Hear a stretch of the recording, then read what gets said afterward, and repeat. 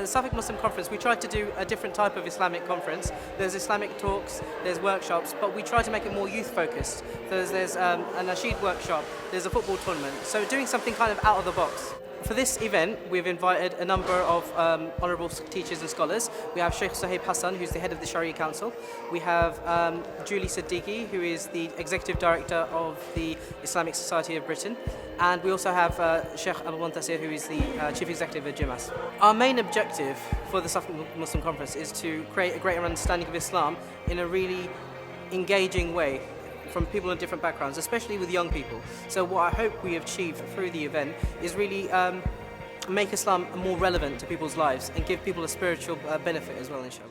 I think it's really good to have events like this because Islam came here as something foreign, and now as more English people and younger generation people embrace it, English is now our first language, and having something available in English to go to kind of opens it up not only to the young people but also to non-Muslims as well. So I think JIMAS serves a fantastic purpose not only in Ipswich but in the UK as well and internationally. And we also had Muslim Bilal come in from London, and I think that was one of the great successes of this conference because in his workshop he spoke with young people about how he interacted with the Muslim community coming into the community as a convert. So being a boy from the streets, when you don't know people, you don't say hello in a very welcoming way when you see people you don't know and stuff. But they was ready to embrace me, big handshakes, hello, like who wanted to shake my hand, big smiles. So this softened my heart straight away. I think for myself, Bilal, who's from London, who did the rapping, was probably the most memorable moment and kind of gave me a lump in my throat. And I think for myself and my young daughter, who's 15 years of age, found that very, very useful. Yeah, it was a really good event. It was good listening to the brother talk. It's like, again, I'm from the same background, Jamaica, and I understand what he was talking about. And listening to him was relatable. So, I understood what he was talking about and what he was saying. We often lose track and lose sight of what we're living for. So I do these events and speaks in order to just try and attempt to convey the message in order to put us back on track, just as a reminder, to remind us what we're here for and to just boost that faith again. See, when the sky turns black, my future starts to fade, and all I have is what I see in front of me today. Cause this could be my last hour, that's the reality. I worry about tomorrow if I meet him and he greets me.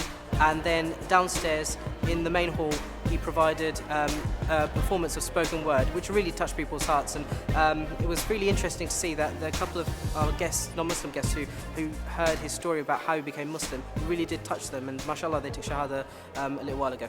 Ashhadu an la ilaha illallah wahdahu la sharik alahu. It's a good feeling. It's a good feeling to know that you got all your brothers and sisters around you. You know what I mean? Everyone is showing love. Everyone is showing appreciation. You know what I mean? It's good. It's a good sense of feeling. That anybody can come into Islam. It don't matter what race you are. Black people do have a stand in this faith, and it's good. And there's a lot of great values as well that Islam has to offer. That's one of the reasons, anyway, I did want to convert from a long time, but just find the time and place, and I think this was the time and place because I feel it in my heart and my soul.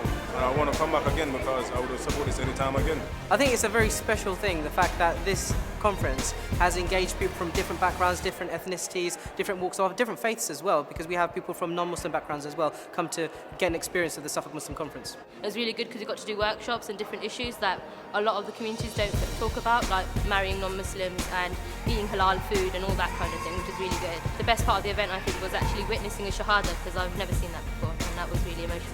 May Allah reward JIMAS, like the brothers who have organised this event and what they're doing, because when I was at lunch, one of the young brothers, I asked him, what's it like here religiously, like what's it like for the Muslims in this town, Ipswich? And he said to me, do you know what, it's good. But he said, if it wasn't for JIMAS, I think that we would be stuck. And I've been in Ipswich for about 11 years and I've come to JIMAS for about 4 or 5 months now, introduced by a friend. And I think as a family unit, all three of us benefit from the facilities run by JIMAS. So, they do make you feel very welcome. I'm very pleased that, JIMAS exists, and I think, long may it continue.